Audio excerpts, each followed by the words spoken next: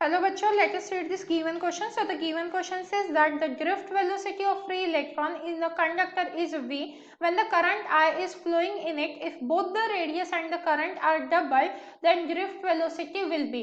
तो देखिए यहाँ पे हमें क्या बताया जा रहा है, ड्रिफ्ट वेलोसिटी फ्री इलेक्ट्रॉन्स की जो क्या दी है, हमें v दी गई है। अब हमें बोला जा रहा है जब करंट I पास हो रहा है तब ये ड्रिफ्ट वेलोसिटी क्या है, v है। पर अब हमने क्या किया, रेडियस और करंट दोनों को डबल कर दिया है, तो ड्रिफ्ट वेलोसिटी क्या होगी।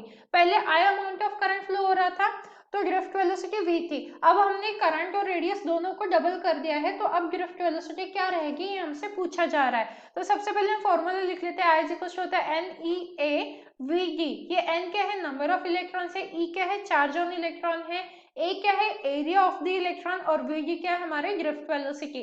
तो क्योंकि हमें यहाँ पे ड्रिफ्ट वेलोसिटी निकालनी है, इसलिए हम उसके टर्म्स में फॉर्मूला कन्वर्ट कर देते हैं। तो आई इज इक्वल टू क्या आ जाएगा, sorry v D is equal to क्या आएगा, I by n e A, right.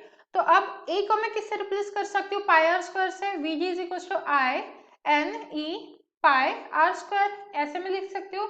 तो अब देखिए, अब यहाँ पे वी डी जो मिल रहा है मुझे, वो inversely proportional to r square मिल रहा है, राइट।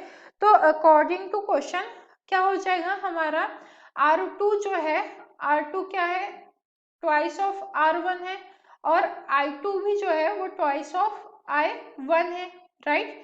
तो ये हमें क्वेश्चन में गिवन है।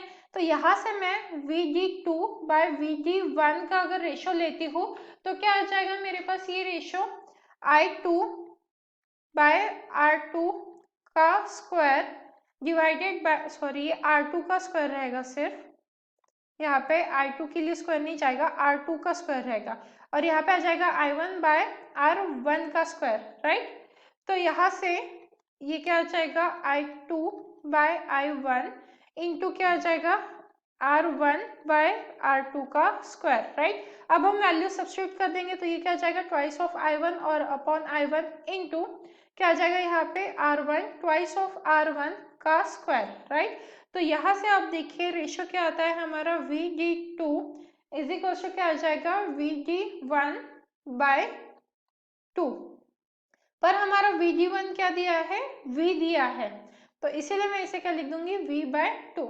So this is the final answer. That means option B is the correct option for this question.